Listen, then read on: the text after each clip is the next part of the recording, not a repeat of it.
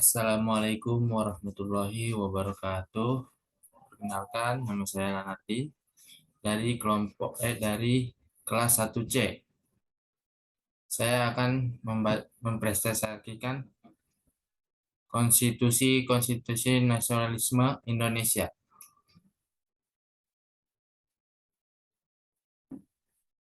Pengertian konstitusi. Konstitusi adalah asas-asas dasar serta hukum suatu bangsa, negara atau kelompok sosial, di mana yang menentukan kekuasaan, tugas pemerintah, dan menjamin hak-hak tertentu bagi warganya. Bagi sebuah negara, konstitusi merupakan kumpulan doktrin serta praktik yang membentuk prinsip pengorganisasian fundamental. Konstitusi juga berarti agregat dari dasar prinsip-prinsip yang menjadi hukum dasar negara, organisasi, atau dari entitas lain.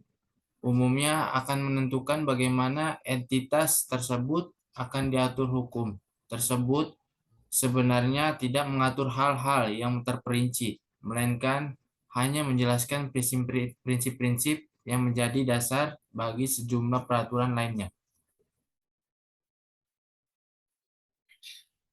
Jenis konstitusi.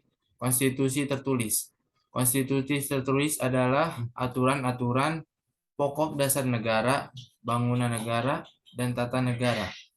Konstitusi tertulis lebih tegas dibandingkan konstitusi tidak tertulis karena konstitusi tertulis menjamin adanya kepastian hukum.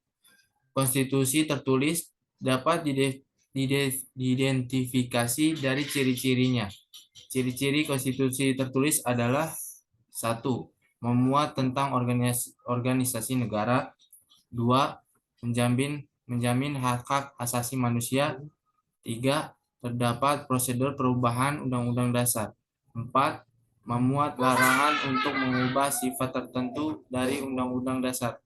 5. Memuat cita-cita rakyat dan asas-asas ideologi negara.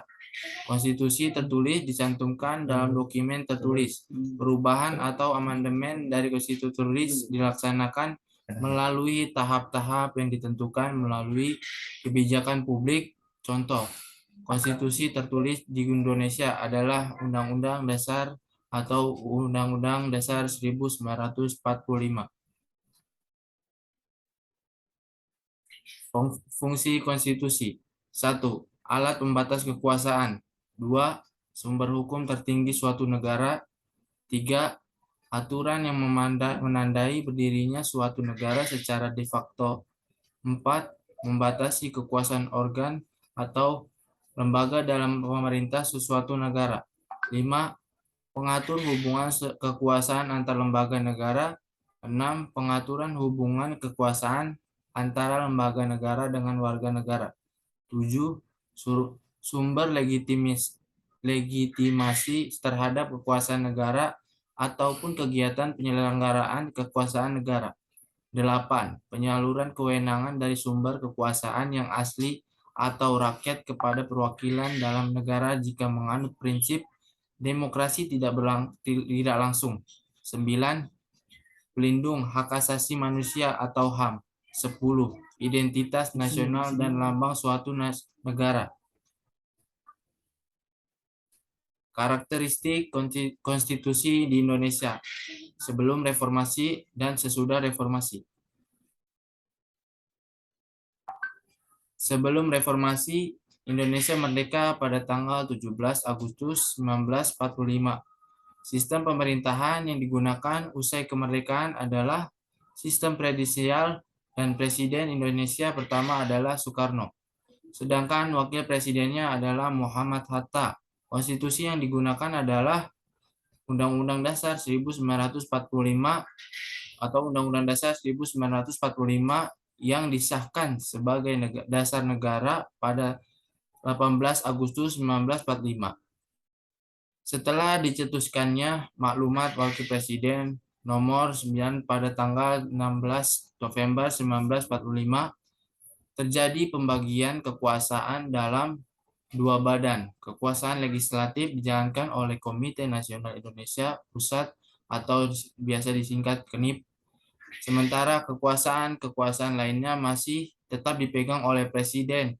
Tanggal 14 November 1945 dibentuk kabinet semi presidensial atau semi parlementer yang pertama. Sehingga peristiwa ini merupakan perubahan sistem pemerintahan dari presidensial menjadi parlementer agar dianggap lebih demokratis. Kekuasaan eksekutif yang semula menjadi tugas presiden beralih ke tangan menteri sebagai konsekuensi dari dibentuknya sistem pemerintahan parlementer.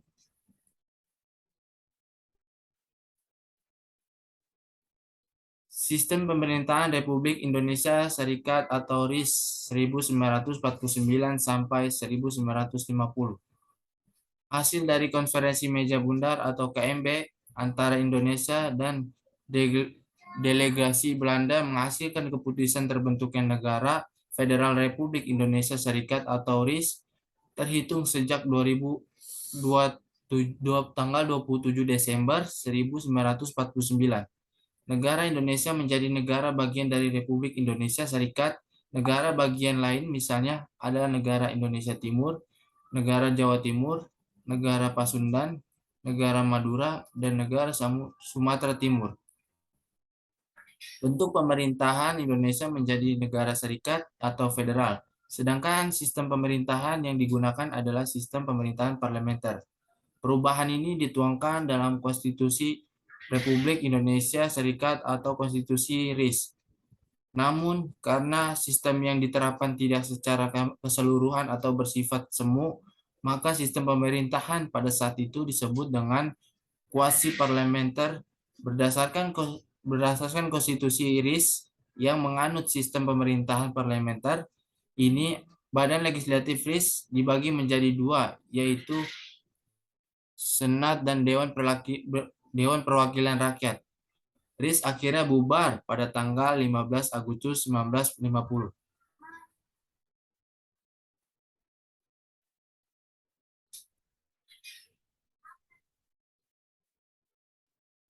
Sistem pemerintahan Orde Lama 5 Juli 1959 sampai 22 Februari 1966. Dikeluarkannya Dekret Presiden 1959 mengembalikan sistem pemerintahan Indonesia ke sistem pemerintahan presidensial. Dalam masa ini, sistem demokrasi ini termasuk sistem demokrasi terpimpin yang berarti seluruh keputusan serta pemikiran berpusat pada pemimpin negara saat itu, yaitu Presiden Soekarno. Masa kepemimpinan Soekarno disebut sebagai Orde Lama. Pada masa demokrasi terpemimpin ini terjadi berbagai penyimpangan yang menimbulkan berbagai peristiwa besar di Indonesia. Beberapa di antaranya adalah pembubaran DPR hasil pemilu 1955, konflik dengan Malaysia hingga keluarnya Indonesia dari PBB untuk sementara.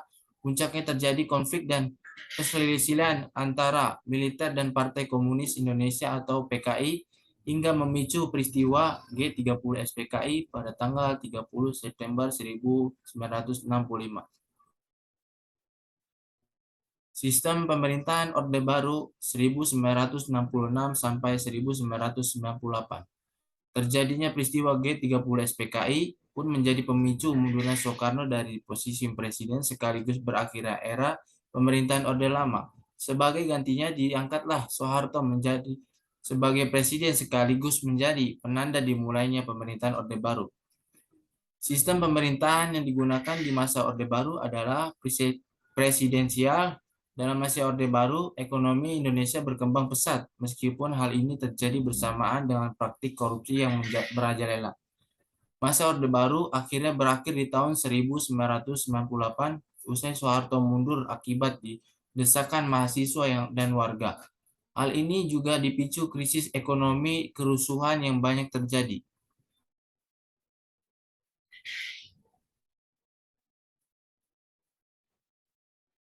Sistem pemerintahan reformasi 1998 sampai sekarang. Usai Orde Baru jatuh, maka Indonesia memasuki era reformasi. Dalam era reformasi, Indonesia masih menerapkan sistem pemerintahan presidensial dengan bentuk pemerintahan republik. Untuk konstitusi yang digunakan adalah Undang-Undang Dasar 1945 setelah amandemen. Di era reformasi, UUD 1945 telah diamandemen sebanyak 4 kali dan yang kini digunakan hasil amandemen sejak tahun 2002. Posisi MPR sebagai pemegang kedaulatan negara tertinggi dihapus. Selain itu, akan dilaksanakan pemilihan umum presiden secara langsung oleh rakyat dimulai sejak tahun 2004 lalu. Dua perubahan tersebut menunjukkan karakteristik sistem presidensial yang jelas berbeda dengan status fundamental, norma yang tercantum dalam pembukaan dan diuraikan lebih lanjut dalam penjelasan UUD 1945. Pelaksanaan demokrasi Pancasila pada era reformasi telah banyak memberikan ruang gerak pada DPR dan partai politik di Indonesia untuk mengawasi pemerintah secara kritis. Mengapa mahasiswa perlu mempelajari konstitusi? Karena konstitusi menjadi dasar hukum penyelenggara bernegara. Dalam kehidupan bernegara, penyelenggara negara maupun warga negara bertindak berdasar dan menurut ketentuan dalam konstitusi. Dengan demikian, konstitusi menjadi hidup atau living constitution dan memunculkan perilaku konstitusional. Dengan belajar konstitusi, yakni Undang-Undang Dasar Negara NKRI 1945 sebagai konstitusi negara Indonesia, mahasiswa dapat belajar memberi contoh untuk berperilaku konstitusional.